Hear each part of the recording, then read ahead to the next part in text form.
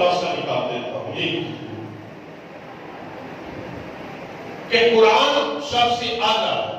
اب قرآن کے مقابلے میں دنیا کا کوئی نظام، کسی کا قول، وہ محدث ہو، کتب ہو، ابدال ہو، غوث ہو، ساری کائنات، جملہ یاد، ساری کائنات کے علماء، محدثین، فقیہ، حکمران، بادشاہ، پوری روئے زمین کے لوگ کسی ایک بات پر اکٹھے ہو جائیں اور وہ بات ہو قرآن پاک کے خلاف،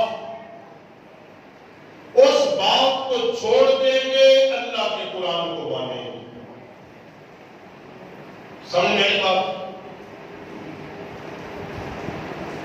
اسی طرح ساری کائنات کے علماء، پیر، غوث، کتب، ابدال، ان کی زندگی کا عمل، کردار، افکار، اگر حضور صلی اللہ علیہ وسلم کے کردار، حضور کے افکار، حضور کے نظریات، نبی پاک علیہ السلام کی حدیث صحیحہ سے ٹکرائیں گے، ان سب کو چھوڑ کر نبی پاک علیہ السلام کے عمل کو پکڑ لیں گے۔ اب بات سمجھ میں آ گئی؟ اب میں خلاصہ نکال دیتا ہوں۔ اب کیا ہوتا ہے ہمارے یہاں؟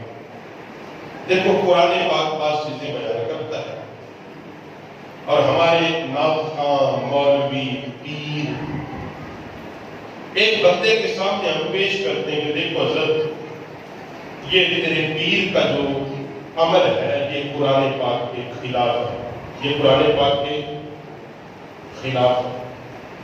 اب وہ کہتا ہے میں قرآن کو نہیں جانتا، مجھے تو میرا پیر ہی۔ اب اصول کیا ہے؟ اصول یہ کہ ایک بندہ کفر بکتا ہے، کیا کرتا ہے؟ کفر،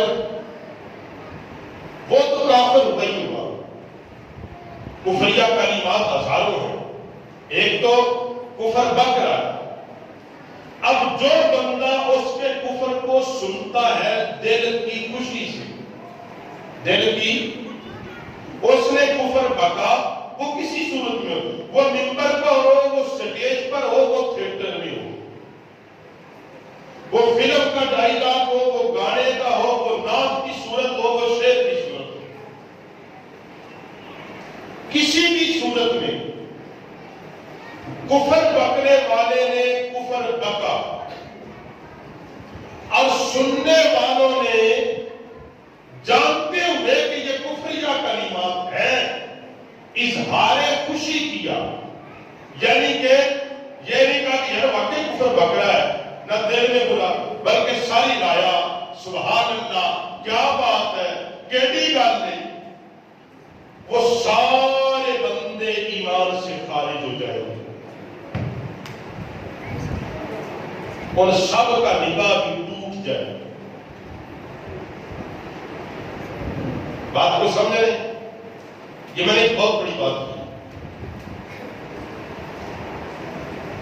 کہ کفریہ کلمات، مطلب میں ایک مثال کے طور پہ دیتا ہوں، کوئی یہ کہے کہ میرے اللہ نے جیسا زید کو بنایا، میں ایک مثال دے رہا ہوں، کائنات میں ایسا کسی کو نہیں بنایا۔ اب سننے والے کہاں ہے، کیا بات ہے، اب یہ کفر ہے۔ کیوں؟ کائنات میں ہستی تو ایک ہی ہے کہ جس جیسا رب نے کوئی نہیں بنایا، وہ ذات محمد عربی ہے۔ اب تو جو کہہ رہا ہے عام بندے کو کہ اس میں کائنات میں اس جیسا کوئی نہیں، یا یہ کہنا کہ جب رب نے اس کو بنایا تو پوچھ پوچھ کے بنایا، اب یہ کفر ہے۔ کفر کیوں ہے؟ کہ رب جب اس بندے کو بنا رہا تو گویا کہ رب محتاج ہو گیا تھا، رب ہے اللہ محتاج ہو گیا تھا، اور رب کو محتاج ماننا ہی کفر ہے، کیونکہ اللہ عاجز اور محتاج نہیں کسی کا۔ گل سمجھے کہ میری یہ درس ہے. اللہ عاجز اور محتاج ہے نہیں کسی کا. صرف کائنات میں ایک ہستی ہے جس کے لیے یہ جملے کہے جاتے ہیں کہ اللہ نے پوچھ کے بنایا، وہ ذات محمد عربی ہی ہے. اس کے علاوہ کسی کے لیے جملہ بولنا اسی طرح اگلی بات سے کوئی بندہ بھی ہو وہ کسی کا مقام اٹھائے. جیسے آج کل سوشل میڈیا میں بات چلتی ہے، کیا بات ہے، ایک طرف وہ خانہ کعبہ کی تصویر بنا دیتے ہیں، ایک طرف کسی اور چیز کی. اب تم بتاؤ جناب یہ کون افسر ہے؟ یار یہ کوئی بات نہیں. یہ ہے وہ فتنے جن میں بھیجنے کا کہ نبی پاک علیہ السلام نے فرمایا قرب قیامت اس قدر فتنے ہوں گے ایمان بچانا مشکل ہوگا. اپنا ایمان بچانا مشکل پڑ جائے گا. ایک پاسے پیسوں کے ڈھیر رکھتے ہیں، دوسری پاسے قرآن پاک ہے. اب اس میں سے تم کس کو پسند کرتے ہیں؟ اب جس نے پیسے پہ وہ کر دیا ہے جی، اس کا مطلب اس نے قرآن کو چھوڑ دیا ہے. یہ کتنی بڑی بینی سے ہمارے ایمان پہ ڈاکے ڈالے جائیں. اسی طرح ہمارے ناس کا کیا کرتے ہیں، شان بیان کرتے اپنے پیر کی عبادت ہو اہل بیت اطہار کی کرتے کرتے کرتے کرتے قرآن سے بھی اتر دے جاتے ہیں. ٹھیک ہے. اب کسی چیز کو کیونکہ اللہ کے بعد ذات انبیاء میں مصطفیٰ افضل. اور میں نے جو شروع میں بات کی کہ قرآن بحثیت کلام الہی اللہ کی صفت ہے اور قرآن پاک صفت الہی ہونے کے ناطے رسول اللہ سے بھی افضل ہے. یہ نبی پاک علیہ السلام سے بھی افضل ہے. اب کوئی بندہ اٹھائے کسی کو بھی کہے کہ یہ حضرت جو ہے قرآن سے بھی افضل ہے اور نیچے بیٹھ کے پیسے بھی دینے اور جناب سبحان اللہ واہ واہ، اب وہ سارے بے ایمان ہو گئے. بات کو سمجھ. اسی طرح قرآن و حدیث کا ایک ان کے سامنے پورا کام ہو، وہ اس کپڑے پیر کے پیچھے، مطلب مثال کے طور پہ قرآن کا تعلیم الصلاۃ، نماز قائم کرو. نبی پاک علیہ السلام نے اپنے عمل سے نماز کو قائم کیا. اب کوئی نام نہاد قسم کا وہ کوئی بھی ہو سکتا ہے، وہ کہے کہ نماز جو ہے وہ قائم کا مطلب نماز پڑھنا نہیں ہے، مسجد میں جانا نہیں ہے، جماعت قائم کرنا نہیں ہے.